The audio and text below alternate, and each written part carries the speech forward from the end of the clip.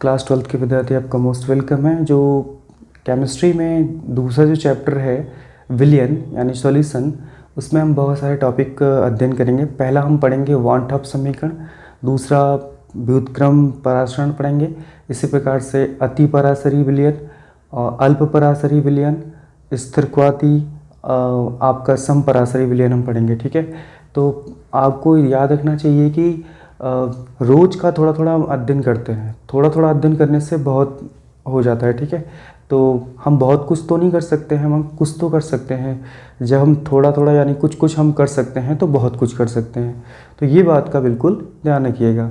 ठीक है, तो हम जो पढ़ेंगे आपका वन टॉप समीकरण। ठीक है, तो वन टॉप समीकरण क्या है वो पढ़ेंगे, वन टॉप समीकरण। ठीक है, वन टॉप समीकरण के बारे में हम सिद्ध करेंगे। एक बात समझ लीजिएगा। ठीक है, तो वन टॉप समीकरण जो होती है उसको हम सिद्ध करेंगे। एक बात ध्यान रखिएगा कि वन टॉप समीकरण में क्या होता है, परासरण दाब के आधार पे हम विलय के जो आणविक द्रव्यमान की गणना करते हैं। तो परासरण दाब यानी कि ऑस्मोसिक प्रेशर होता है। ठीक है, उसमें हम जो आपका सॉल्यूशंस जो है विलय है उसके बारे में हम उसका आणविक द्रव्यमान की गणना करते हैं। आणविक द्रव्यमान यानी मॉलिक्यूलर, अब इसके मास की गणना करेंगे। ठीक है, तो आपने क्लास 11th में गैसीय नियम में अपने बॉयल का नियम, चार्ल्स का नियम देखा ही होगा।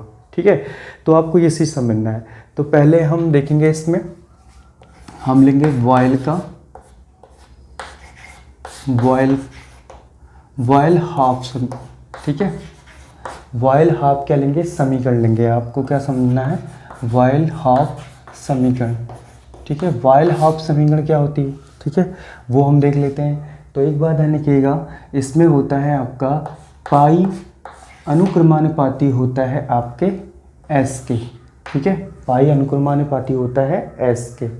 ओके, तो ये ध्यान रखना, एस के नहीं होता है, एक्चुअली सी के होता है। ठीक है, एस के नहीं होता है, सी के होता है, याद रखिएगा। सी पर होता है सांद्रता यानी कंसंट्रेशन। ठीक है, तो इसमें क्या होता है कि स्थिर ताप पर, ठीक है, स्थिर ताप पर रहेगा ये। ठीक है, अगर बात की जाए ये स्थिर ताप पर रहेगा। और ये हो गई हमारी पहली समीकरण, यहाँ लिख देते हैं, पहली समीकरण हो जाती है।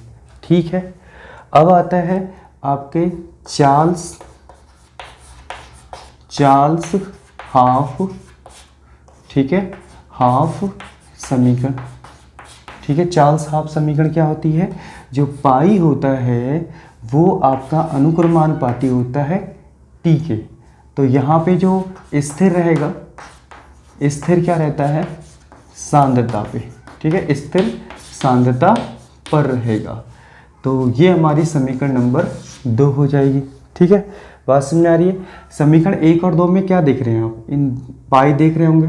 समीकरण 1 जो है तथा समीकरण 2 की बात की जाए, समीकरण 2 में आप क्या देख रहे हैं, इसमें पाई जो है एक तरफ जो लेफ्ट हैंड साइड है वहाँ पे बराबर है, तो पाई अनुक्रमानुपाती हो जाता है आपका सी टी के।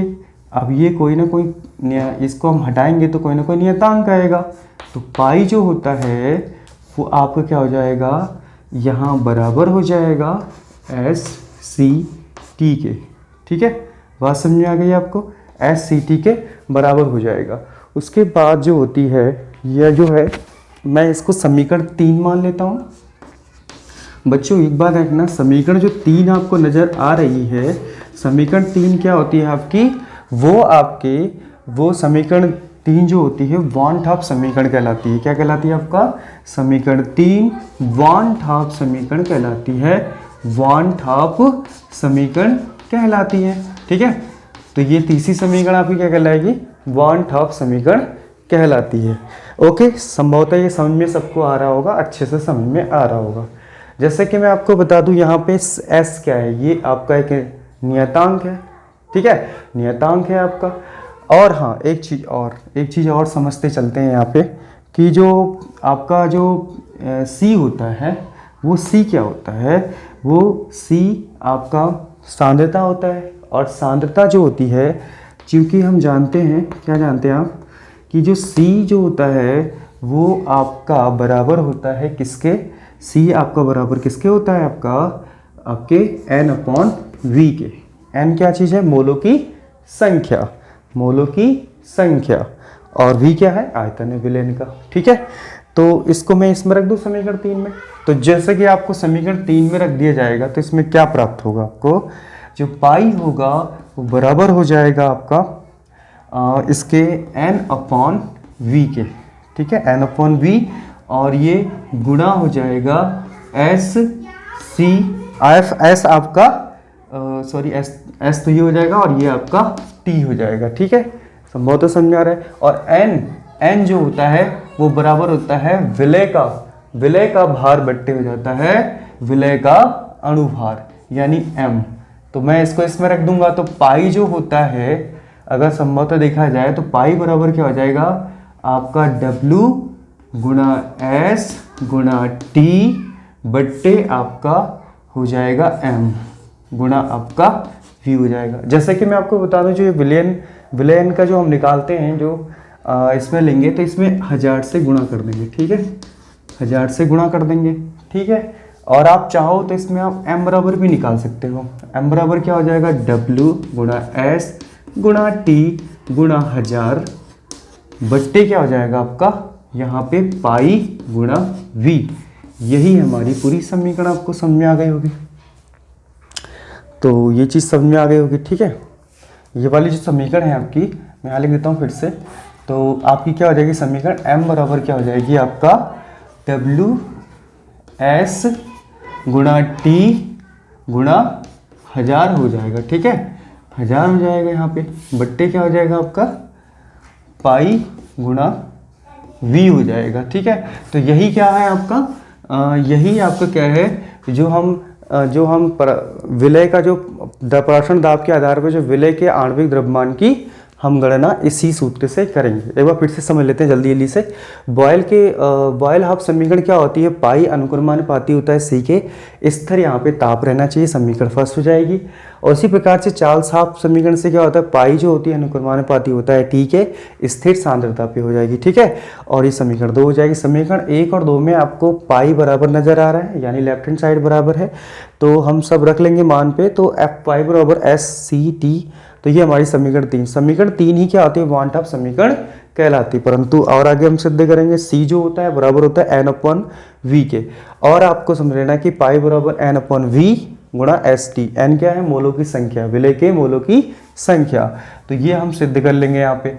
और हम M बराबर भी निकाल लेंगे, W गुणा S गुणा आपका T हो जाएगा गुणा 1000 बट्टे पाई गुणा V हो जाएगा। अब जहाँ पे पाई क्या चीज़ है, पाई आपका पराक्षण दाब है। ठीक है, ये समझ में आ गया। तो इतना समझने के बाद हम नेक्स्ट टॉपिक मैंने बताया था कि आपको जो टॉपिक लिया है मैंने वो आपको बताना है, मैं बताऊंगा इसमें आपको सारे टॉपिक। ठीक है, तो अब हम समझेंगे आपका क्या है इसमें टॉपिक समझेंगे हम यहाँ पे, जो आपका जो व्युत्क्रम पराक्षण होता है, क्या होता है व्युत्क्रम पराक्षण क्या होता है वो देखेंगे, परासरण। ठीक है, परासरण क्या होता है उसको हम देखेंगे। तो जिसे हम RO कहते हैं। ठीक है, RO का मतलब, RO तो आपने सुना ही होगा, रिवर्स ऑस्मोसिस। ठीक है, रिवर्स क्या होता है, ऑस्मोसिस होता है। ठीक है, तो RO तो आपने देखा होगा कि ज़्यादातर हम लोग मोस्टली घर पे पानी को जो होता है लवड़ ज़्यादा होता है तो उसे कम करने के लिए करते हैं। ठीक है, तो आपको समझना क्या है कि आपका पराक्षण व्युत्क्रम पराक्षण क्या होता है। ठीक है, ये समझना चाहिए।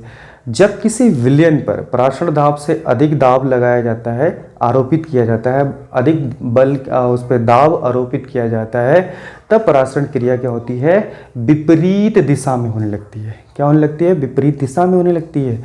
तो हम क्या कहते हैं कि इस क्रिया को हम क्या कहते हैं, यह क्रिया क्या कहलाती है आपकी व्युत्क्रम पराक्षण कहलाती है। ठीक है, उदाहरण के लिए आप जानते हैं कि जल के विलवलीकरण में, ठीक है, जल के यानी समुद्र जल के विलवलीकरण में जो होता है व्युत्क्रम पराक्षण पाया जाता है। अब आते हैं आपका अति परासरी। ठीक है, अति परासरी विलयन क्या होता है, अति परासरी विलयन दोनों ही साथ में पढ़ लेंगे, तथा अल्प परासरी। एक परिभाषा से दूसरी परिभाषा याद हो जाएगी। ठीक है, तो इसको देखते हैं, परासरी विलयन। ठीक है, अति परासरी विलयन क्या होता है और अल्प परासरी विलयन क्या होता है, एक बार में ही समझेंगे। ठीक है, दो विलयन में से जिस विलयन का परासरण दाब सबसे अधिक होता है उसे ही हम क्या कहते हैं आपका, उसे ही अति परासरी विलयन कहते हैं। और जो विलयन का जो परासरण दाब कम होगा, मतलब कम होगा, तो वो होगा अल्प परासरी विलयन। ध्यान से समझिएगा, अति परासरी विलयन क्या होते हैं, दो विलयन में से जिस विलयन का परासरण दाब सबसे अधिक होता है तो उसे हम क्या कहते हैं, अति परासरी विलयन कहते हैं। और जिसका परासरण दाब सबसे कम होता है उसे अल्प परासरी विलयन कहते हैं। अल्प मतलब कम, अति मतलब अधिक। ठीक है, अब उसके बाद आते हैं समपरासरी। क्या होते हैं, समपरासरी विलयन। ठीक है, समपरासरी विलयन। ठीक है, तो समपरासरी विलयन क्या होता है, इसको समझते हैं। सम मतलब समान हुआ। ठीक है, उसी से शब्दों से आ जाएगा। स्थिर ताप पर जिन विलयनों के परासरण दाब समान होते हैं, स्थिर दाब पे होने चाहिए, स्थिर ताप होना चाहिए। ठीक है, जिन विलयनों के परासरण दाब समान होते हैं उसे हम समपरासरी विलयन कहते हैं। ये भी क्लियर हो गया। ठीक है, अब आते हैं आपका स्थिर क्वाथी क्या होता है, स्थिर क्वाथी। ठीक है, स्थिर क्वाथी क्या होता है वो समझते हैं। स्थिर क्वाथी क्या होता है, दो द्रवों का ऐसा मिश्रण जो एक समान ताप पर उबलता है। ठीक है, एक समान ताप पर उबलता है उसे ही स्थिर क्वाथी विलयन हम कहते हैं। तो संभवतः ये सब टॉपिक समझ में आ गया होगा और वीडियो को देखने के लिए धन्यवाद।